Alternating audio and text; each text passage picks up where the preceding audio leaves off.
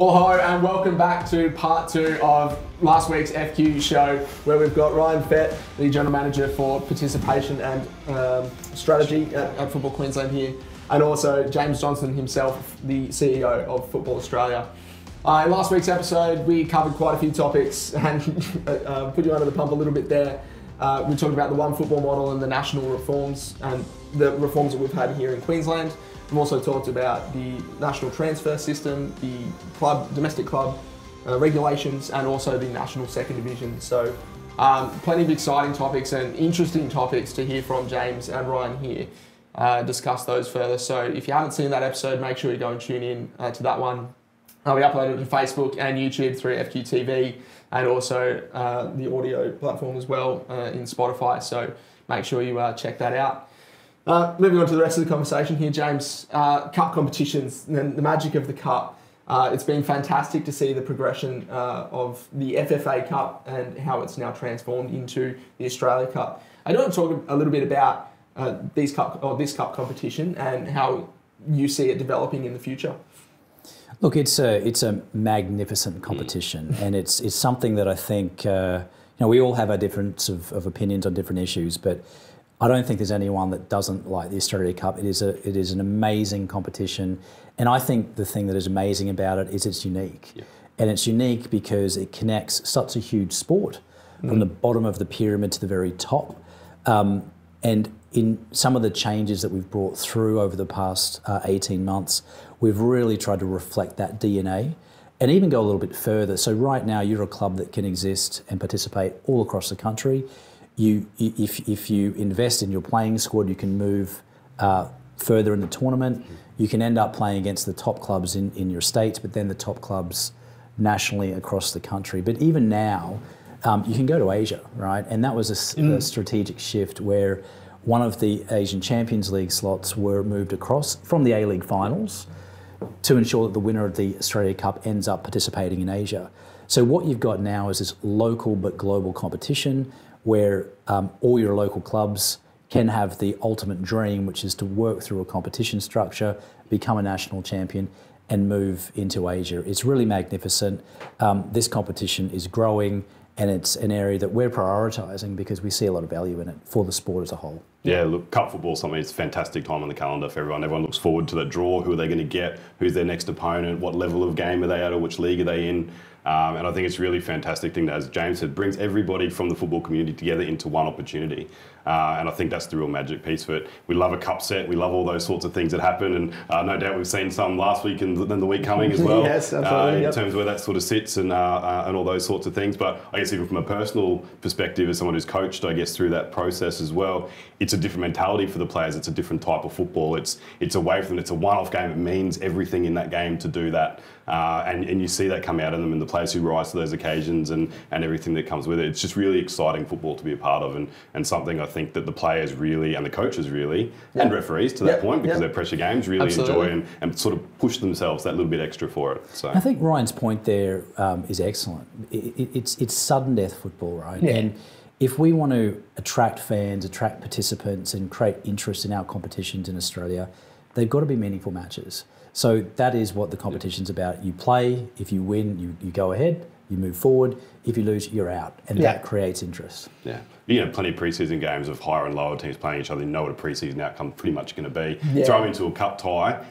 Everything's on the table and it's everything there to be played for. It's absolutely fantastic. Absolutely. In 2019, I was actually just starting at FQ, but I got to witness the progression of Brisbane Strikers, your former club, come up against Melbourne City in the semi-final, which was fantastic. Great night, Perry Park too, mind you. I watched that actually from the Manchester City offices because I was Manchester at the time. So I was conflicted as to who I wanted to win. I was under the YMCA balcony at the end of the ground. But I was going to say it was just a bit before your time. Obviously, you started in 2020, so that was a fantastic moment. And Andy Pengelly got the opening goal in that one. That was unreal. And now he's had a stint in Singapore. Unfortunately, COVID kind of ruined that, but now he's still one of the top players across the top clubs in Queensland. So that's fantastic to see, and he got a bit of spotlight from it. And so, it was really good to see. Last year was our centenary of female football. Walking football.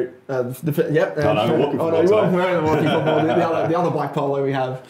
That was the centenary celebration of the first time that there was a public women's match in 1921 versus Brisbane North and Brisbane South in the red and blue. When last year, one of the main things we brought in was a knockout cup competition similar to the Australia Cup, or then it was the FFA Cup. And it's been fantastic. It was run right across the state. We saw Western Pride go up to Townsville and play Brothers Townsville in the regional semi-final there. And we saw Lions get the win against Western Pride in the grand final at CTM Stadium.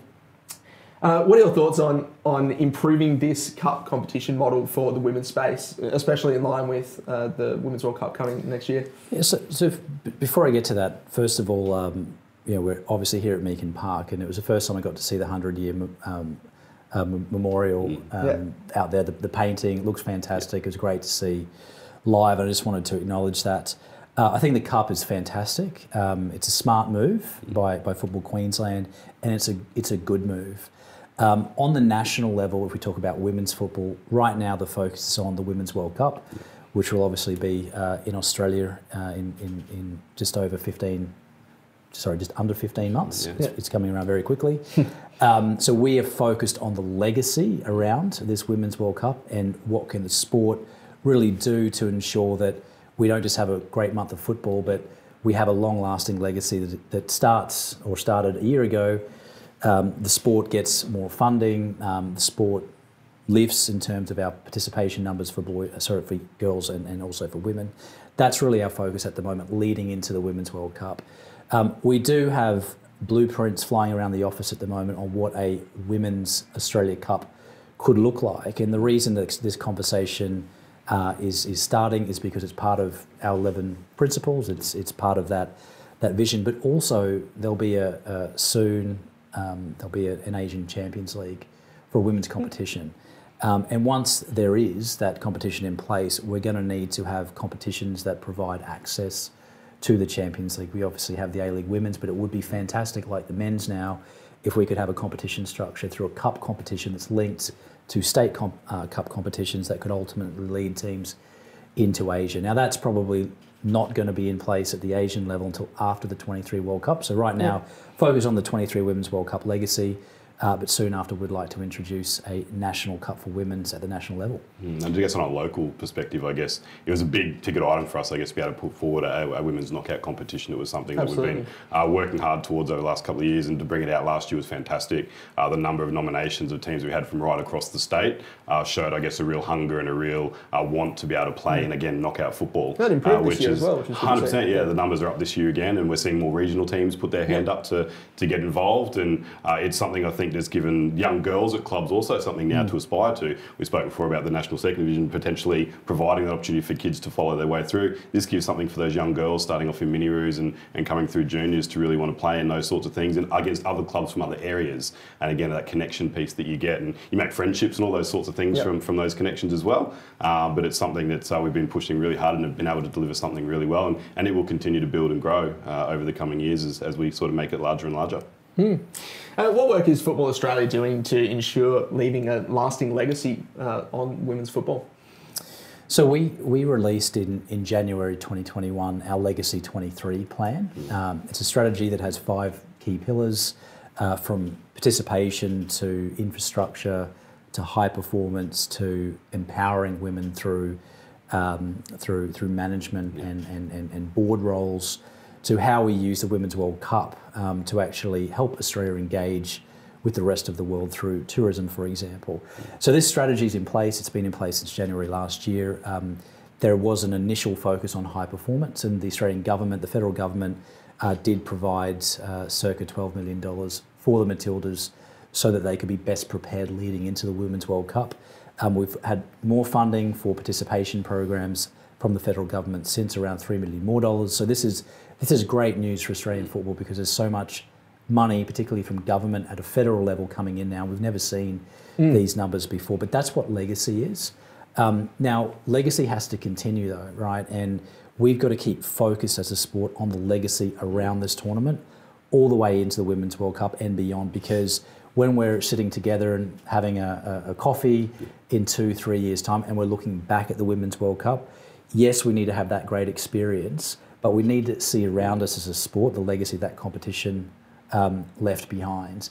And if that work's not done now, we'll miss the opportunity. And that's something that we're not prepared to do at Football Australia. It's very important. Legacy 23 is the biggest opportunity for the sport at the moment. Yeah, those long-term visions, those long-term outcomes for the women's game over the next decade or so post the World Cup is really important for the game as a whole as we head towards our 50-50 gender parity target that we've got nationally to do that. A few weeks ago, you would have seen the Female Football Week that we did, and obviously Kate Lawson's here in Football Queensland in terms of that women and girls management role. And we're working very closely, I guess, with Football Australia through Sarah Walsh and Carly and the participation team around what the legacy is from this World Cup, but also how we sort of progress that down the years ahead. And I think we touched on in the last episode around that one football model, those alignment, those strategic directions together. What we can sort of do. This Legacy 23 is a fantastic example of how, I guess, the state body and the national body are able to work together for a great outcome for our participants more broadly across the community. Yeah, just on that point, I might just unpack it. Ryan talked about a 50-50 participation base by 27. We are already the biggest club sport in the country. We've got 2 million participants that are engaged every week. 50-50 by 27, that gives us 400,000 more participants. So that takes us from the biggest club sport to an even bigger club sport. And that's what legacy is about. And one of the key sides for us is infrastructure to be able to deliver that safely for our young girls and our females coming through the systems. Do we have female-friendly change rooms and unisex change rooms? Do they have offered the same affordability to access those training opportunities, gyms and things that the boys are offered as well? So we're working closely with Football Australia as well as our local governments and state government around making sure we can drive that investment to ensure that we can capitalise the best we can on having this fantastic opportunity for the game and its exposure that it will bring. And hopefully Sam Kerr lifting a World Cup in about 15 months' time. She's lifted every other cup.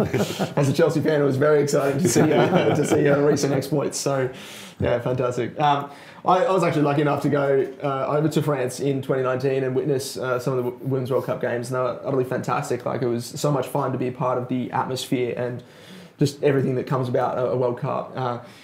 One of the moments I treasure was watching the video, actually, of you and the rest of the Australian girls all reacting to the news that, you know, Australia and New Zealand, we're hosting this. Just describe those a little bit more and just sort of maybe take us back to that night and recount that for me, please. Yeah, look, it was a long couple nights leading into the World Cup, because often, I always say with bids, there's two parts to it. One is the strategy, and we had Mark Fellow and Jane Fernandez that had really done a really good job in putting together the strategy on the bid. It was a great bid. It hit the right notes. It looked good on paper, and that's all good. That gets you halfway. The other half is actually selling it to the people that are voting. And as we saw in 2010, that's a hard job.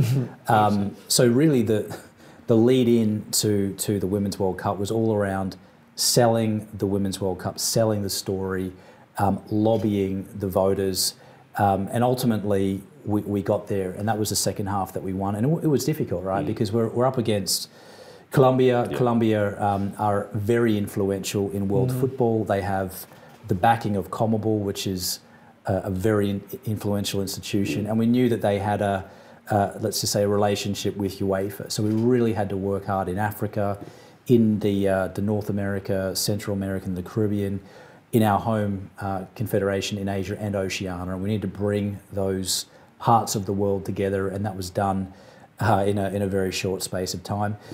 Getting over the line in the end was excellent. We thought we would, particularly as we got closer, but you're never sure until everyone casts their votes. So when we heard Gianni say the words Australia, New Zealand, it was a relief on one hand, but it was also excitement of the other. For me personally, it wasn't just about winning the competition, so we had a great time for football. It meant that we were able to effectively set up a strategy and a vision around hosting one of the biggest competitions in the world, and that's where we're at the moment. Yeah, definitely. I think Australia's got a fantastic history and legacy of hosting major sporting events, and I'm sure that we'll do the Women's World Cup significant justice in what that looks like, and going to 32 teams and having more representation from around the world, and mirroring, I guess, the Men's World Cup now in terms of training base camps and all those sorts of things that in previous iterations of the game probably weren't in place as much as they should have been.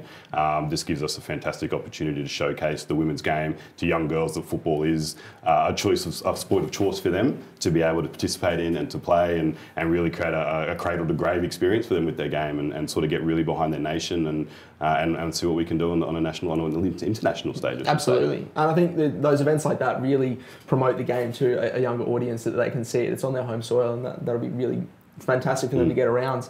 The National Youth Championships, speaking of the youth, they're coming back. They're being reinstated now. They've had a couple of years sort of in the wings and just unable to kind of get ahead. What opportunities does this bring to the youth pathways? It's fantastic. I mean, I've been back for 2 years now, and this tournament hasn't been played. I mean, some of my own memories as a player that came through the Queensland system, playing at these national championships are memories that I'll always remember. And it means a lot for people. People have great experiences. They get to travel and play in elite competitions with teammates that they'll have forever. But from a game development and player development perspective, they're so important, because that 14 to 16 age group is really where the elite players make it or break it. It's an opportunity for scouts, for A-League teams, and hopefully in the future international teams to come and watch our best talent. It's an opportunity for talented players in different states to compete against the very best around the country. We are so excited that this is coming back in 2022. Absolutely. Trevor Morgan actually brought up the talent ID camp up to Townsville recently, just under a month ago, and it was fantastic to see the under 16s up against a local Townsville-based team. What sort of opportunities does that bring to not just the state, but to the nation there? So we've stood up our youth national teams after our youth national teams not being able to play because of COVID. So for 18 months there was no youth national team activity because we couldn't move abroad. So in the start of 22, the strategy was to step up and stand up our youth national teams. And going up to Townsville was the first time that a youth national team on the boys' side had actually come together. Part of that rollout was about getting the national team brands into the community. In the past, many camps have been done in Sydney and Canberra. What we're trying to do now, though, is get our national team content, yes, our senior teams, and we saw that with the Matildas, but also our youth national teams out in the community across the country. And Townsville was important for us to get the youth national team up there. They haven't been up there before, but since then we've also had youth national team in Adelaide, for example, and we do have plans to take it further into Hobart and to Darwin as well. And the whole rationale is ensuring that jersey that you're wearing, Kel, is connecting with the community, where you have this strength of the national team brands connecting with the strength of our community, and that's really the heart of the sport. Yeah, it was fantastic for our young footballers coming through to be able to get, I guess, picked from what was a TSP event a couple of weeks leading into that camp up in Townsville, to be able to go up there and participate as part of the camp with the team. And it's a fantastic experience for our regional boys to be able to get into an environment like that, a high performance environment in terms of their development and what that sort of looks like. And James touched really well there about the new youth national teams coming back online and what that looks like. But also, I guess, the futsal Roos have been back recently in terms of participating in the AFF over there. And we've also had the men's and women's para teams participating recently overseas in World Cups as well, which has been absolutely wonderful to see. That silver medal, fantastic, yeah, definitely. But having those national teams for all the different types of the game that we've got on offer has been fantastic to see, because it offers every kid, whether they choose futsal, whether they choose outdoor, whatever it might be, that opportunity to play for their country. Absolutely, and the Football Queensland Academy, the newly developed Football Queensland Academy, and the QAS program as well, they really underpin those pathways as well to football. The QAS play in the NPL, they can't be relegated, things like that. So it's those opportunities that really can give those youth players the platform to grow. And the underpinning success, I guess, of the program we've had here with the QS for the last decade or more, the Football Queensland's managed, I guess, from that girls' pathway program is half the Matildas at the 2020 or the 2020 Tokyo Games in 2021 was Queenslanders and had come through the system. And I think that's fantastic for our state to be able to see that 50% of that national women's team is from Queensland, and a wonderful example of what we've been able to develop over those years, and our technical team and working closely with FA and their staff around how we get those players to that level. Yeah, absolutely. The Socceroos come up against Oman in Jordan, and then they face possibly Peru after that. So in the World Cup qualifiers over in Doha, how are you feeling for the boys, and do you have a bit of a message of support for them? Yeah, so we're playing UAE very soon. Sorry, UAE. And they're a good team. Yeah. They're a good team. Look, on the football side, we have challenges, and we know that as a sport. We know that we have pathway challenges, and this is a difficult qualification for us. It was difficult for us to qualify in the last World Cup as well. We got through, fortunately. But at some point, we've got to own that we do need to develop players. And I go back to transfers and club licensing. This is why we're doing it, so that qualification becomes a lot easier in the future. So that's the backdrop. As for this game, though, I'm really excited for it. I can't wait for it. It's the first time that Graham has had almost everyone available for about 6 or 8 months. He's had a really complex qualification process through COVID and isolation and playing home games abroad because Australian borders were closed, through ACL injuries. It's been a real difficult time. But with the exception of Harry Suter and touch wood, at the moment, everybody is fit. I understand, having spoken with Graham only this morning, that the team are buzzing. They're in a good mood. Many of the players are already training with the team. They will go into a camp in the UAE before moving to Qatar for that game. So let's see. We've done everything we can to set this team up for success. If we beat UAE, we go into Peru. Peru are a world-class team. That will be an even bigger game for this team. But we think playing one-off matches, if we do get to the Intercontinental match in Doha, in our own confederation, actually is in our interests. And is a little bit more difficult for Peru. So let's see. If we qualify, fantastic. If we don't, we will be fine. The game will be fine, particularly with the Women's World Cup coming. It's going to be bigger than ever. But what we need to remember, qualify or not, we need to get focused on player development. This is a long-term process. And in 10 years' time, we want to be the ones that plant those seeds that mean that qualification becomes much more easier.